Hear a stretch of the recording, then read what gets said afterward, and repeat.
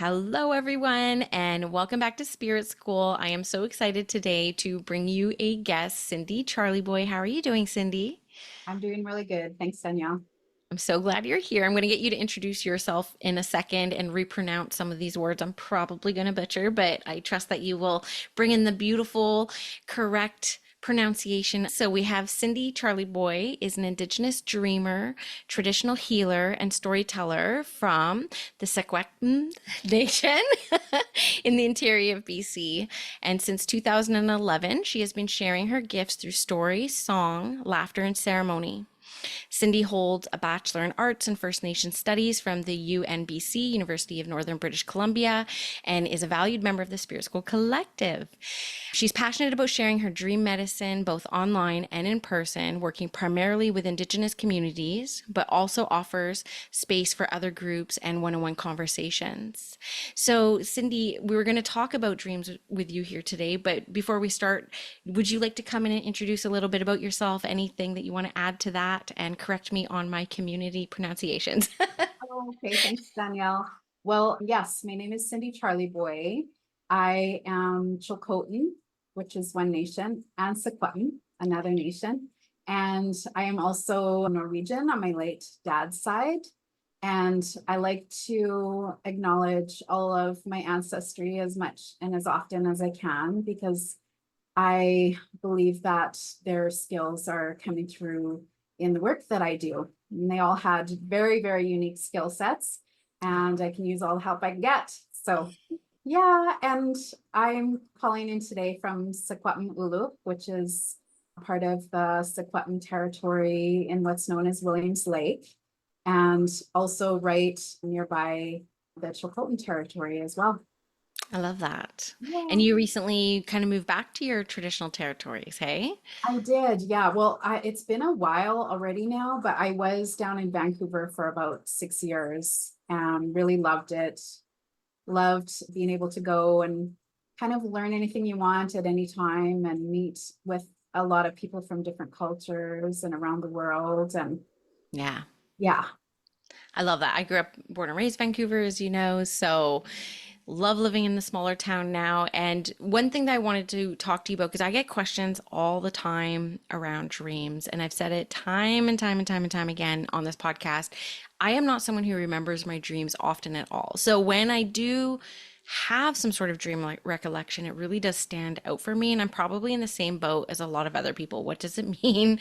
mm, How does this make sense? And you're someone who is consistently over the years I've known you has brought a lot of wisdom on the dream landscape and does a lot of work in the dream sphere. So do you want to talk a little bit about how you got into that work, what that work looks like for you? And is it as common? Do you get a ton of messages from people on it?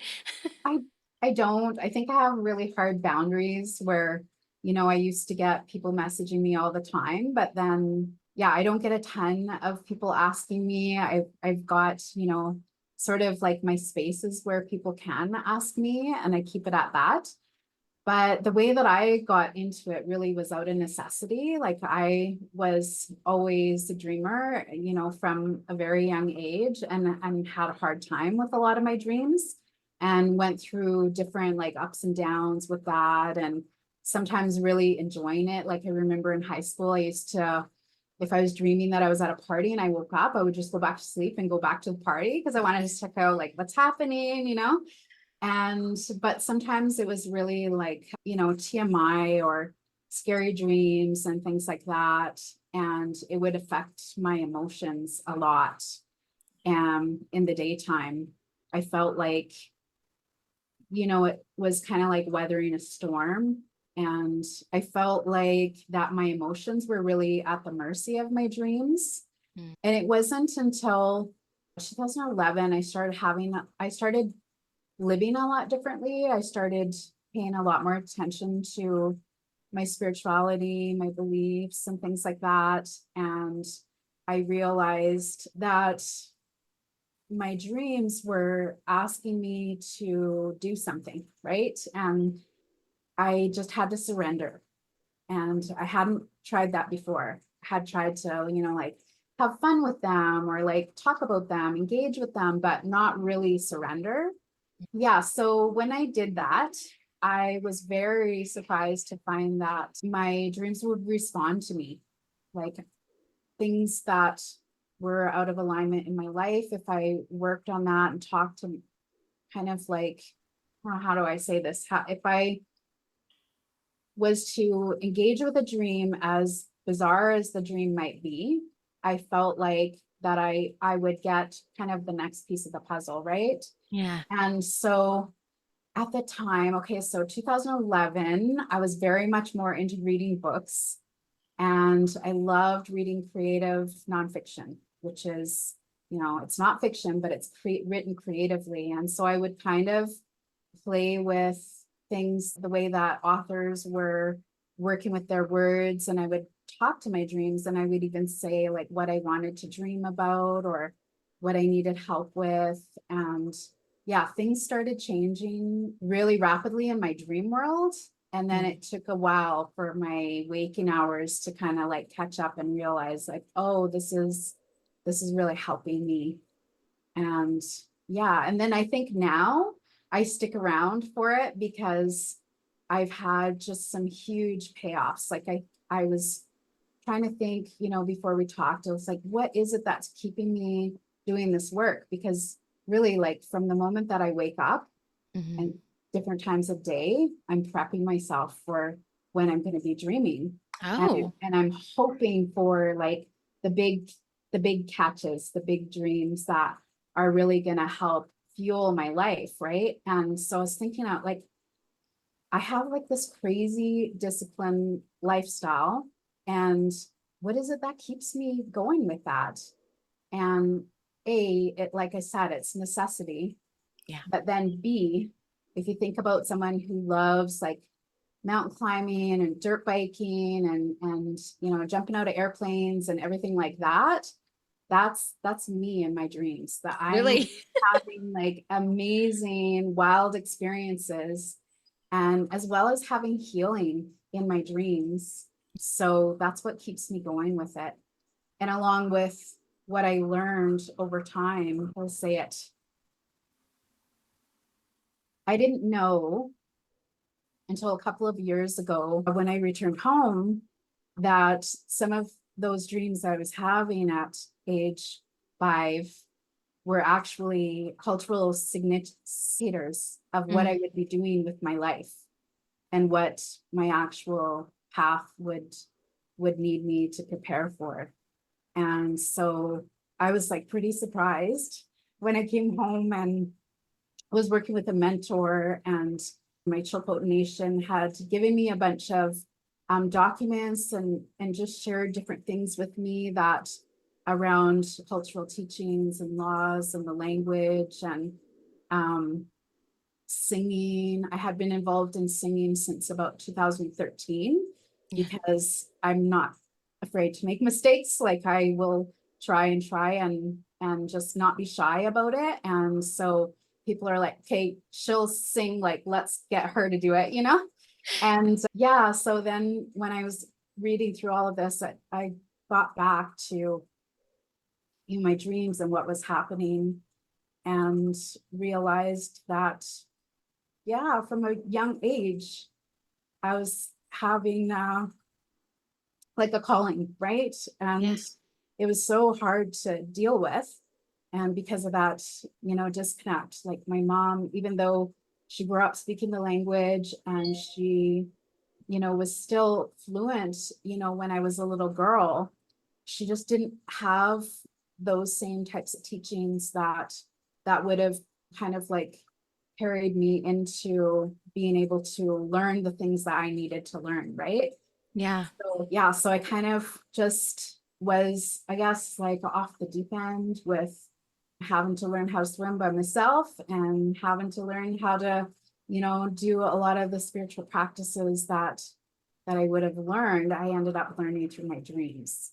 Earlier on, you were talking about how you prepare for your dreams all night. And I have to just say how much peace that gives me. That's something I want to learn more about. I'm doing your dream circle on Friday. So that's something I'll probably bring to the dream circle because just knowing that you can influence your dreams gives me a little bit of comfort because I find that the dreams that I do remember are typically not great or informative or helpful.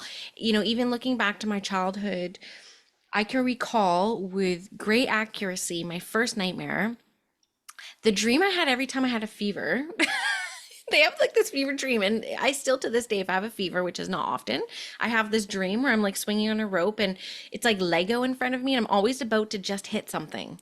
And it's like the same dream every time I have a fever, but all these come back from when I was a kid. And so what I find for myself is that I just seem to have like incredibly random, unhelpful dreams and like so random. And so are you saying that I can be more intentional where I can choose to have actually helpful dreams and these apparently random that are kind of pseudo based off of things I'm consuming in the day? Yeah, your dreams, we give our dreams a vocabulary. Ooh, I like And that. so our dreams, when we are taking in something new, we'll have a lot of processing dreams. And so sometimes that's annoying because you're like, oh, I dreamt of the same thing I was learning. That's who wants that? Or, say we're gonna dream about relationships. So then we might dream about an ex. But it's really like the vocabulary that we've given our dreams is used for, let's say, like the set, the backdrop, the things are happening. And so you kind of have to be able to be willing, this is where the surrender part comes in, be willing to see like, actually that I dreamed.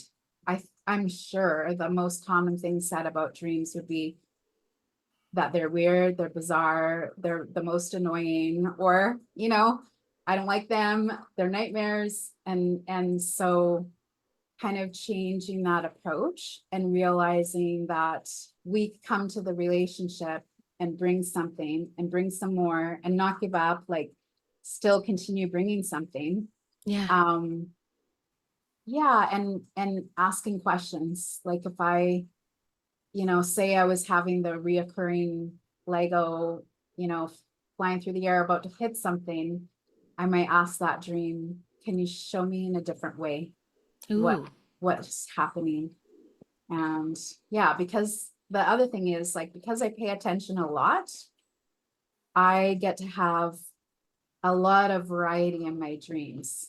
Mhm. So I'm not just having the ex-boyfriend. I'm also having, like for me, I'll have prank dreams because it's a big thing in my family to be able to prank each other or to tell a really good joke. And so I didn't know until maybe 10 years ago that I would be waking up at times just belly laughing because of the prank that just got pulled on me in my dream. And that, Yeah. solid pranks. And so if I wasn't paying attention, or like how I was earlier, where I was overwhelmed with them, I might just think, oh, these dreams are heavy, like they're hard to carry, they're too much. I need space from them.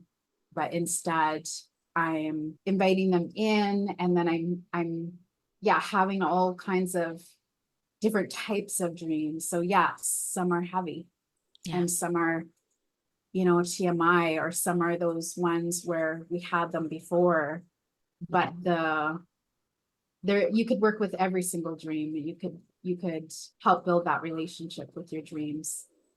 I love that. Mhm. And so there's so many questions I have right now around this. I'm like trying to think about what order I want them in because my question is I'm hearing you talk and you're working with these dreams. Do you wake up feeling rested or do you wake up feeling like you just worked all night? Oh, no, I mean, once in a while, I think before I started just talking more openly about dreaming and really trusting my dreams more, I at times I felt like I was living a double life.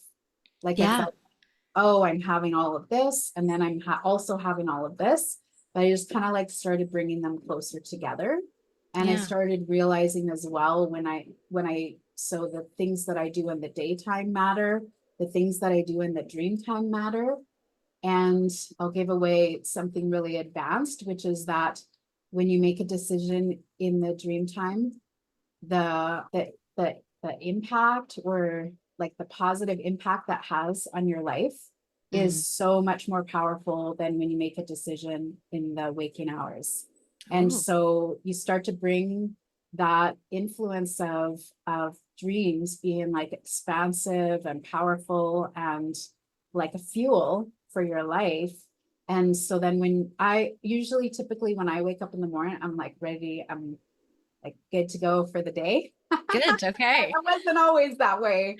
I often was like how you talked about having feverish dreams. Like I would have a fever, or I would have to nap. I would have to sleep a lot. And I would sometimes wake up and feel upset that I had slept because of the dreams I. Yeah, So sometimes, yes, we all need a little smudge sometimes. And sometimes we absolutely. need a break from it too, right? Yeah, I just say because I never wake up feeling rested. Yeah. So sometimes Yeah. when I don't dream, which is most of the time, and I don't wake up arrested, I have a joke in my house where I'm like, I swear I was abducted by aliens last night or something. Like, what was I doing that I literally just put my head down and for 9 hours was out, and I wake up feeling like I literally worked all night, you know? Yeah. Yeah. So I like, hey, how do I say this? I would be very upset if I was unconscious for 9 hours and I didn't know what happened. Yeah. I would be trying to remedy that, because it's almost like having a hangover or something. Like you're just like, what the hell did I do last night? You know? Yes. No, But for that's me, I mean, because I remember my dreams a lot, I would be like, what's going on? Like, I need to remedy this. yeah. And yeah, so when I do teach courses and things like that, I am always including sleep. And I think that is something that we have not been taught enough, is that sleep is like the number one priority. Yeah. And if you're not feeling rested, there's so many different ways that you can feel rested. And then there's lots of different ways to easily start remembering your dreams too. But you know what? I I am, I think, born to do this. So it's easy for me to say, like, this is great for everybody, you know, but I have like Sag moon, Neptune. So my moon and Neptune are like this. And so of course I'm going to be dreaming, Yeah. and I'll always be dreaming. And yeah, I don't want to go to any, I was just about to go down a big rabbit hole there, but yeah, not everybody has Sag moon. Not everyone's going to be dreaming every single, or like remembering every single night. You Yeah. definitely are dreaming, like science shows us that. And I think bringing in more consciousness around the remedies that are available to you, then that'd be helpful. Yeah, I don't think I've ever actually done any kind of intentional work around, I don't like not knowing what happened for 9 hours. Like I wonder what did happen, and maybe that could explain some things. Or maybe I wouldn't wake up feeling like I just woke up out of a coma. So this is very enlightening for me. And as a medium, my imagination center, like my third eye, like, because you talked about like you have dreams, and then, as an adult now, that you were shown certain premonitions in your dreams that have like actualized later in life. There's so many things that I see in that kind of like dreamlike awake state that come true. So, do you have similar kind of daydreams, or what do you say about daydreaming versus like the night dreaming? Is there a discernment between them or a difference between them? Yeah, there's definitely a difference. I think there's about probably five different states of, dreaming and awake. And so some are more powerful than others. And that's across the board. Like I always love paying attention to science. I nerded out in that in high school, and always pay attention to what kind of studies are they doing now. And there are different states of consciousness that we are in. And so sometimes, for example, an imagination could be similar to a rumination. It could Mm. just be visualizing something again and again. And so that's not necessarily good or bad. It might be bad sometimes, but it's not necessarily going to create or show you like what is really going to happen. If you think about a fantasy, like something that you want to happen, you could think about it again and again and again. If it's not going to happen, it's just not going to happen. but there are different states where our our ego is a little bit more shut down and our awareness is a little bit more open. And Mhm. so then we are getting actual information in from, funnily, what they would call the collective. We're getting information from the collective, whether it's the collective consciousness of people or the collective unconscious, and whether it's our subconscious, like we picked up on those, that those things would happen with all of our senses, and now our dream is showing us what we were not really giving space to notice. Right. And but yeah, there are different states that you could put yourself into in order to have those like visions come Mm. in, and they come in really fast. So it could be, that you're just 3 minutes and lots Yeah. is happening, right? It's And like then all I you have go to capacity sleep for. and you're really done. I love that. I just got this hit that I feel comes from spirit to ask you, and it just kind of like floated in, and it was around, why do you think, the creator would have set this up so that we spend a third of our lives in the dream state? Well, again, just looking back to science, like we all require sleep in order to function. And Hmm. there's certain things that happen when we're sleeping that aren't happening at any other time of the day. There's certain things that we have to go through, and that's a total blessing in my opinion. And so, yeah, I always have a hard time. It's like, is this creator? Is it ancestors? Is it our human nature? Is it the land? Is it all of those things? And I think it's all of those things. Mm. We do need sleep. Like we need dreams. We know that we actually need dreams to process and learn. Mm. Recently, I found out that you actually have to be sleeping in order to lose weight. I had no Oh, idea. Like that's when it actually takes place, is while you're sleeping, not while all the you're girls are awake. gonna be napping now. No. So like there's certain things that we need to be doing. So like we do need to process and learn and understand. And that's where it does take place in dreams. It can take place while you're awake as well, Mhm. but it takes place more efficiently while you're sleeping. And so that's another thing you could do, is like you could listen to a favorite author, or, listen to 5 minutes of your Indigenous language before you fall asleep. Mm. Your brain, not necessarily your dreams, but your brain will actually process that for like up to 6 hours.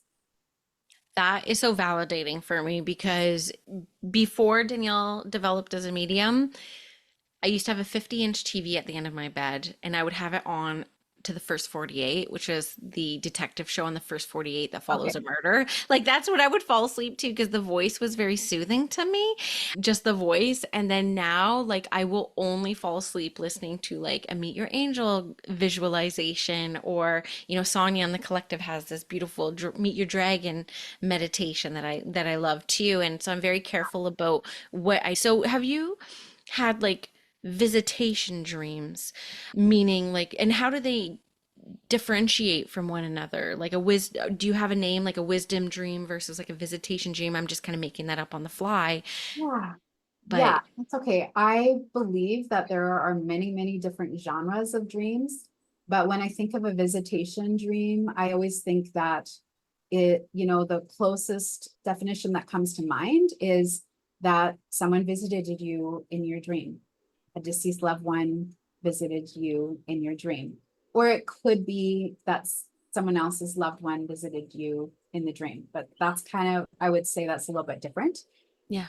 And so what I've learned over time, my relationship with dreams, what I learned over time was that to just pay attention, notice what dreams are coming in, celebrate them, even if they weren't the biggest, best dream that you hoped for, right? Mhm. My first dream that I had of my grandmother after she passed away, she was dancing and she came across the room. And at first I didn't recognize her because she was young.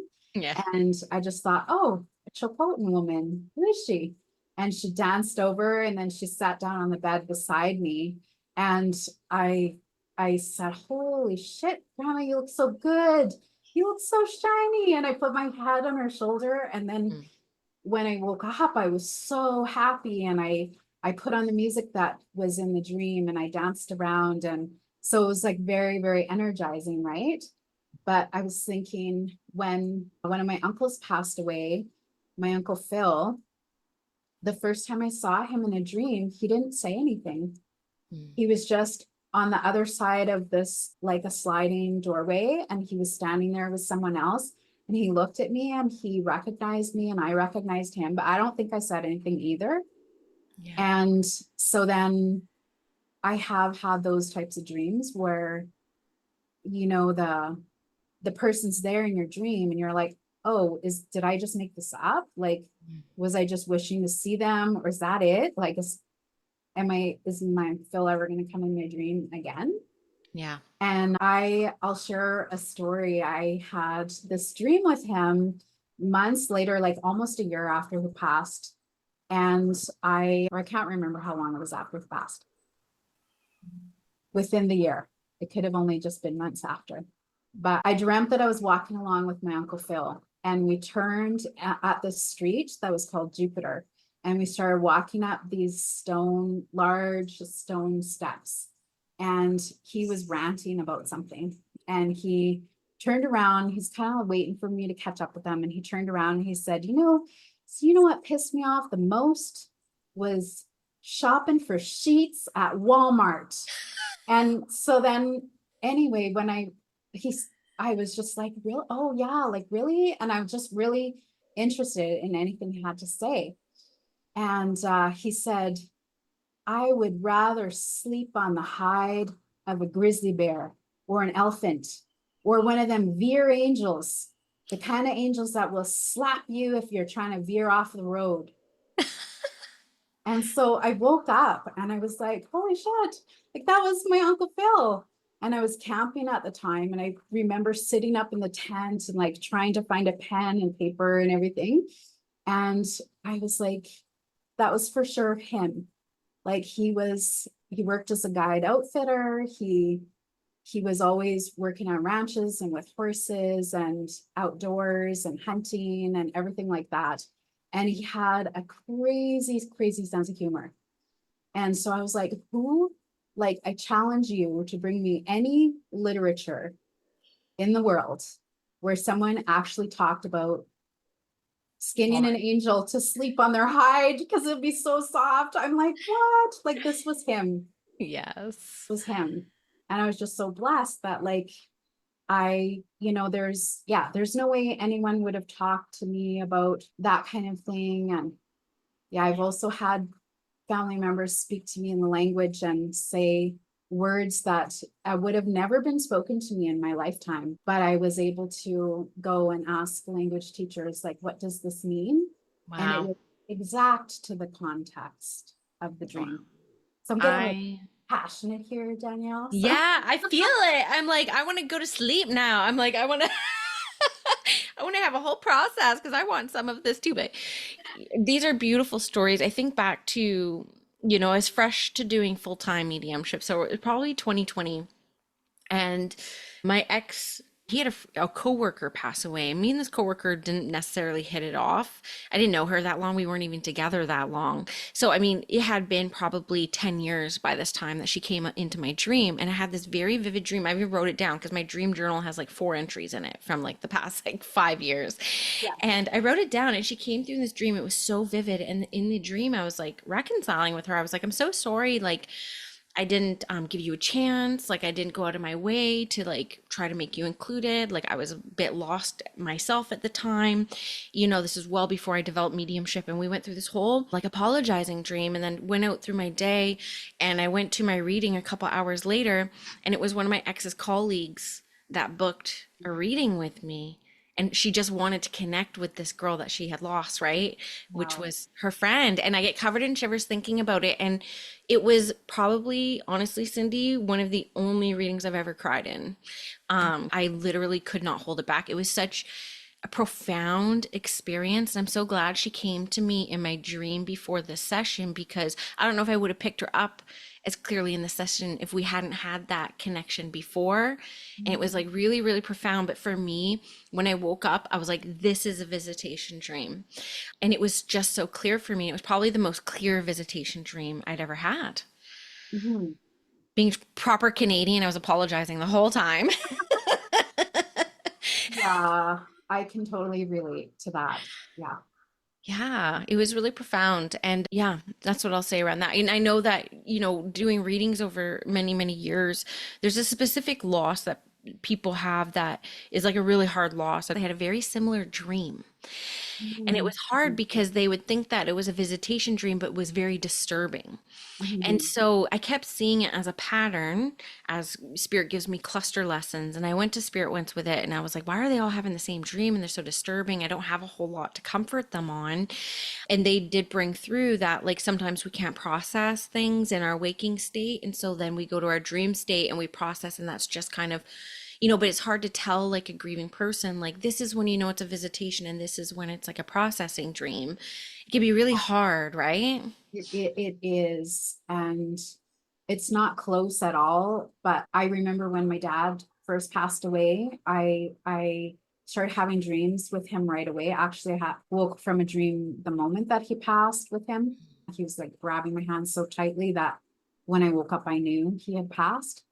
But my dad at different times had been really verbally abusive. And so after he passed away, or like before he passed away for a couple of years, we were doing really, really well. And then after he passed away, one of the dreams I had, he was like yelling at me. He was angry. He was driving the vehicle and I was sitting in the passenger seat and I was scared. Right. And so when I woke up, I really had to think, like, was this my dad? Is this just my old fears coming up? Like, what is this? And at the time, like, because I have so much experience working with my dream, at the time, I kind of knew actually this was my dad. Yeah. He was giving me shit about something, and it's something that really hurt my feelings. And no one has ever said that to me before or since, but they probably should have, because I actually have changed a bit my approach that he was talking about. Hmm. Yeah, so but when you think about those types of dreams, which I can only imagine what those people were having, if they're all having like a similar dream about a very difficult event, it is, Yeah. I would call it a trauma dream. Okay. And it's most likely bringing up a trauma that they experienced, and that intensity of the fear and the loss and everything is right there. Yeah. And when we experience a trauma dream, it's not just in our mind, it is actually happening in our entire body. Hmm. So like waking up, like how you said you woke up from that visitation dream with like kind of like a healing feeling, and then your emotions were different the next day and when you did the reading, right? So your whole body is participating during that visitation or during a trauma dream. I was just about to make an appropriate joke, but anyway, I They're welcome here. No. so anyway, I was going to say, we actually know, and scientifically we know that we can train people how to go into that dream with a plan, and they Right. can revisit that dream, they can change that dream, they can actually, if the dream comes up spontaneously when they weren't expecting it, there's things that they can do to shift that dream. It could Hmm. even be like hugging the loved one, it could be singing, it could be having helpers come in, there's all sorts of different things, right? And this is actually one of the ways that soldiers with PTSD are working to overcome their PTSD, is through lucid dreaming practices. And then they're able to calm the nervous system that's like fully activated during the dream. They can actually calm it during the dream and have a different experience and wake up feeling more like they have a say in their life and that that doesn't have the same power over them anymore. Yeah. So they wake up with a feeling of healing and empowerment, and they have this new thing that they can do, Yeah. and they can do it again and again if they want. They can go and dream and do something amazing in their dream. Yeah. Yeah. I'm thinking about even, and that's amazing to know that that work's being done out there because I look at my kids, they're 7 and 10, and a couple months ago they saw something on Netflix that just disturbed them, and it really disturbed their dreams and their sleep. And, I imagine how empowering it would be being able to tell them, like, you can go in and start there and like recreate a different experience. I Mhm. don't know. Is that like a great tip? Because I'm thinking about all the moms out there listening who probably have a similar experience, right? Yeah, and I think it's different. So you just think back to when you were a kid and when you were a teenager, and all of those emotions are so heightened. The world is so big and it's right there. Like your world is Yeah. huge and your emotions are huge. And so I always start with, what does that little kid want or need? And so even for me, for myself, if I need to sleep with the light on, I'll sleep with the light on, Hmm. finding out what they need in order to feel safe. And I would really start with, it just depends. Like some people will come and see me and they literally just need a smudge. They need to talk about it. They are, sometimes having night terrors or sometimes sleepwalking. Yeah. And a lot of that is to do with being able to calm during our waking hours as well. Right. And those things usually come up. They can come up from, like, for me, it was when I saw Thriller with Michael Jackson. Like I Oh, loved it. And then I had nightmares for like 6 months. yes. Mine was The Changeling. It was that Didn't horror see it. movie from the 70s. It destroyed my sleep as a youth. Like every time I was like, I did not want to close my eyes. No, because it comes back, right? It's your fear. And so, yeah, for kids, I would say it's something different. Like you wouldn't really say to kids like, "Hey, we're gonna do shadow work now." We're gonna dive right back in, Scorpio rising mom. Just dive back into that dream now. Like, What set. we do before bed, I try to set him up for success. We go to bed, I'm like, let's name like 5 things we're grateful for from the day. And before they go to sleep, I'm like, what should we dream about tonight? I actually do this with them intuitively. I don't do it for myself, but I do it for them where I'm like, what should we dream about tonight? Or I hope we meet up in our dreams. So I think I do that with them, just never for myself. I should probably do that for myself a bit more. Yeah, and I think if you can, and if they're open to it, like another time, maybe even try, getting them to talk about like what was happening in that dream and what would they do if they could, like would they fight the thing? Would they, what kind of powers do they need in order to be able to protect themselves in that space? And yeah, having code words or having a certain type of animal that is with them, protecting them. And maybe it's a made up animal. Maybe it's, an animal that has like hooves and also wings. And I'm not very good at this part right now, but It's okay. telling Yeah. this, A mythical getting being. them to tell the story, right? Yeah. Because the more that they can create it, Yeah. the more likely that they could call on that when they need it. I wonder if you have these too, the dreams where like you can't move or you're like slow and sluggish, like no matter how hard you try, you can't run fast, you can't open the door. And then the falling dreams. And then like you wake up. So do you have any insight on those? Those are two very common things for me. Oh, okay. So yeah, I mean, all I can say is I feel your pain. I've had those types of dreams too, where I'm running from something, but I'm just running in spot, like Yeah. running spot, and I can't actually get to safety. And it's so frustrating. And I just think it is one of those things that is universal. Yeah, universally, we do have falling dreams. We do have, apparently it's common to have dreams of teeth falling out. Oh, wow. It's really common to need the bathroom, but for some reason you can't find the bathroom, or there's some really bizarre setup of the bathroom where you're just not going to have privacy. So you end up deciding like, heck with it. This is too weird. I'm not going in this bathroom. Right. And so unfortunately, we do have those kind of dreams. And yeah, there could be different reasons for it. I remember my dad, he would get really serious and he would say, oh, I dreamt that I was in this small room and it was just getting smaller and smaller and I couldn't get out of the door. And he would say, what does it mean? And then before I could start telling him what it meant, and then he would just crack a joke and he would say, oh, I would just start my chainsaw and cut my way out of there and whatever. So yeah, he never really would get into that place of what does it actually mean for you, Dad?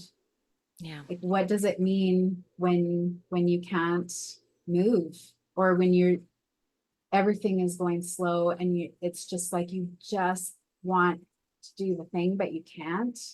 And how is that for you in another part of your life or in your past?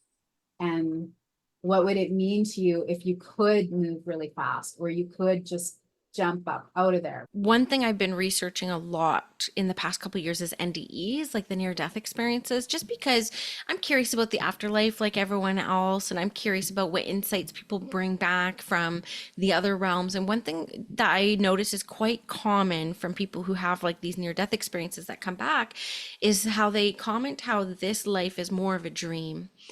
Yeah. I don't know a lot about NDEs. Like I haven't been around people that experience them personally, Hmm. but I will say that, yeah, in a lot of Indigenous cultures, we do believe that our waking hour is the dream and that we're not fully aware. We're asleep right now. We're just doing things unconsciously, which makes sense. Yeah. Like if you were going to drive from your home to spirit school, you wouldn't have to think about it a lot. You could be thinking about other things. Yeah. So you're just kind of in a little bit of an unconscious zone.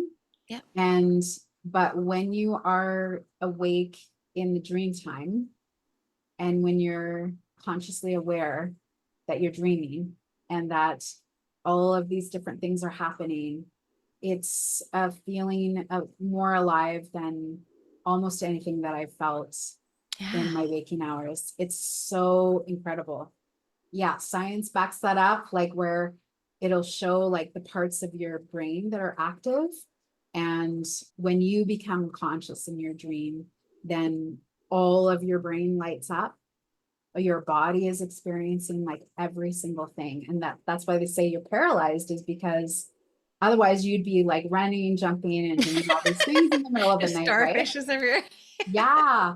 Yeah. So I believe it. I think, of course I haven't had an NDE myself, but one of my goals in dreaming and being conscious is that I pray that when I pass, that I'll pass in my sleep, in my dream, and that I'll be conscious while I'm passing.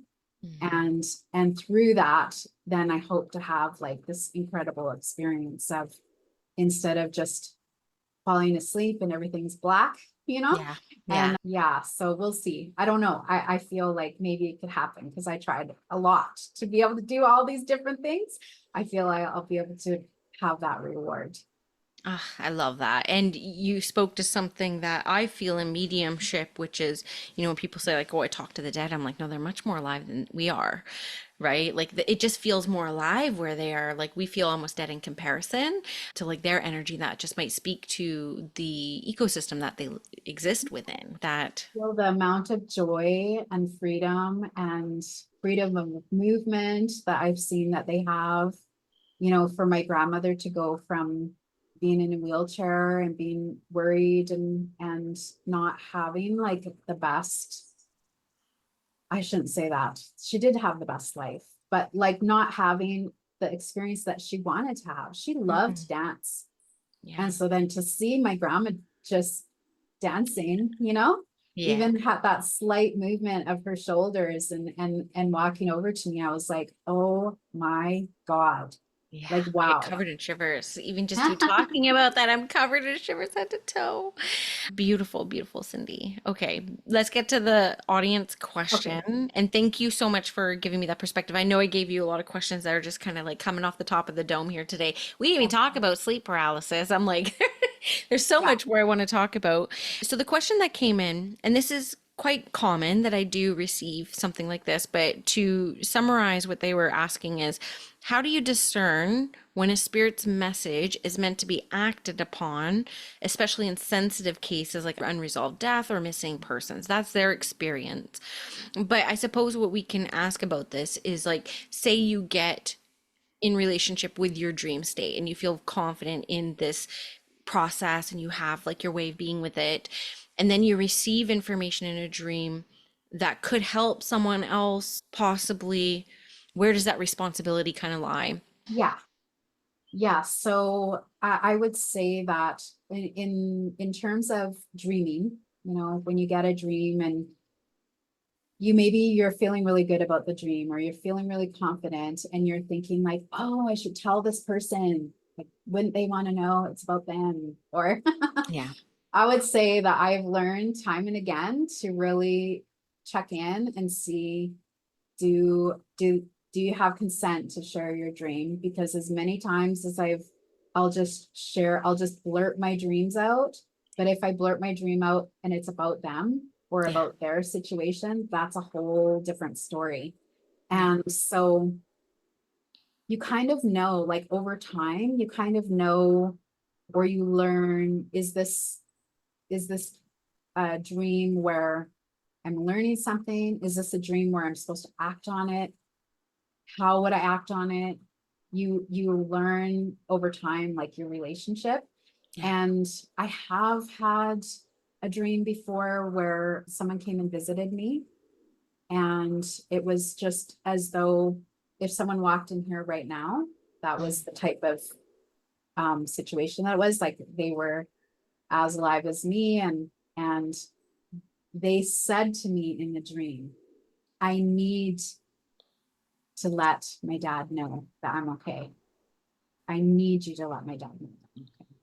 And Yeah. so, yeah, when I woke up from that one, I was like, and I didn't know the dad. I didn't know the person. I didn't know the dad, but Yeah. I had this image of a woman that I knew that had been in a training with like 10 years prior, and we'd stayed in touch on Facebook. Yeah. And so I really had to think about it, because I was like, oh, I don't know if I don't know, like, what, I don't know, right? And so I just had to reach out to her and say, like, is it okay if I tell you this? And then I sent it to her I wrote it down and I sent it to her an email, just because we were both working. It was the, midday and whatever.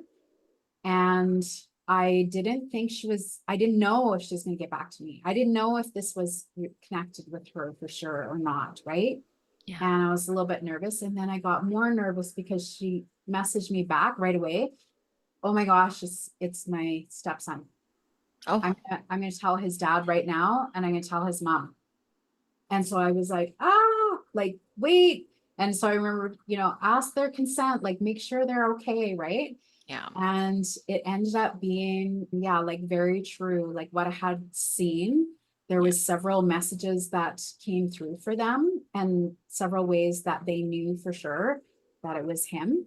Yeah. And so very powerful. But I also have had like best friends who I've told something to, and then they've just felt like, don't have nothing to do with you. I had a similar situation. I had a dream visitation from my brother's best friend who passed away.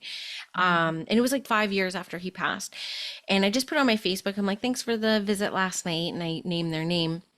And it was a really cool visit. And I grew up with this person. We spent our childhoods together. Like we were like brother and sister. And the mom reached out to me because she'd seen it on Facebook. He visited you, da da da. And I said I didn't want to say it on Facebook. I'm like, if you want to hop on a phone call, like I would love to tell you about my dream and answer any questions. I tried to explain to her because she knew I was a medium, and she was like, well, what does this mean? Like you dreamed about him? Like what was the dream? And I just kind of shared it, and she said to me, "Can you never call him in again? Because if he's with you, then he can't be with me."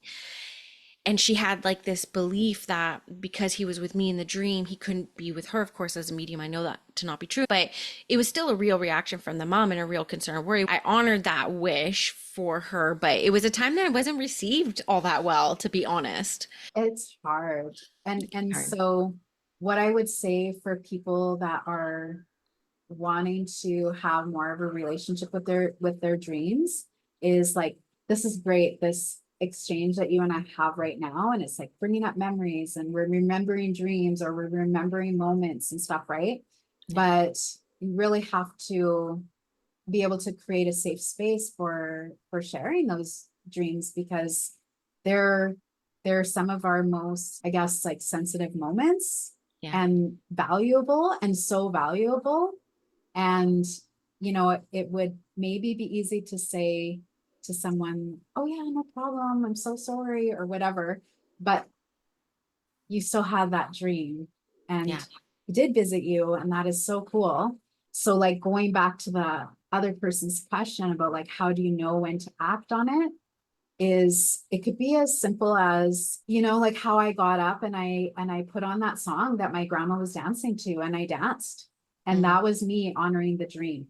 Mm-hmm. And there's been other times where I've got up and I've done just a little something, and in that way, I then knew, do I need to do more? Or I might have more come to me. Okay, now I can do more. Yeah. And sometimes in the dream, you just know, like, yep, I'm going to tell the person this is something that's meant to be shared. And yeah, it's not always received well. Yeah. I remember too, like posting about that dream about my grandma dancing and the song that she played, because I don't listen to country music, Yeah. but I knew my grandma would love it, right? And so I had to really search and find it. And then I thought, well, I want to share on Facebook and tag a couple of my cousins, and I was hoping that they're not like, oh, who does she? Why isn't she keeping it private or whatever, right? Yeah. But yeah, a couple of them commented and said, oh yeah, it must mean there's going to be a wedding this summer. Like, Mm, oh, grandma's getting ready to dance. And one of them said, I listen to that song every single day in my truck when I'm out on the ranch. And so mm. I was just like, oh my God, because I had to search for that song, right? Yeah. Um, and so yeah, you just kind of never know. And yeah, just encourage yourself to honor a little bit the dream, and trust that, yeah, even if the message doesn't come across or something that, yeah. It will go where it needs to go. And um, let the spirit world figure it out. I had a situation where I had this young boy come visit me in my room when I was awake, and I knew he had just passed away. And I just said to him, "I will work for you. Bring your mom to me." Right. And within a month, I had forgotten I said that, but his mom ended up in my inbox within a month. And so, like, I do believe if there's like this responsibility we feel to get somebody information that they need to know, let the spirit world orchestrate that in yeah. real life, and let them work their magic. And you'd be surprised at what paths they might put in front of you to speak to that person, like naturally and organically. So we have some exciting things coming up together. I asked you to come to Spirit School HQ, so the in person to come teach a dream circle and host a dream circle. So we're doing that this Friday. Do you want to share anything about that or anything else exciting we have going on? I'll leave that to you Well, and I will just say things. I'm so excited about that. I can't wait to be there in person. I was passing through Squamish one time and got to go scope it out.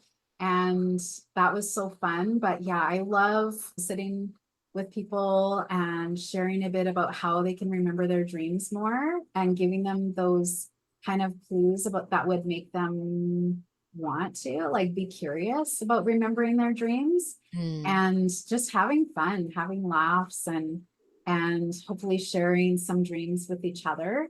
Yeah. And even if it is, that some folks will always come that are like, I don't remember my dreams.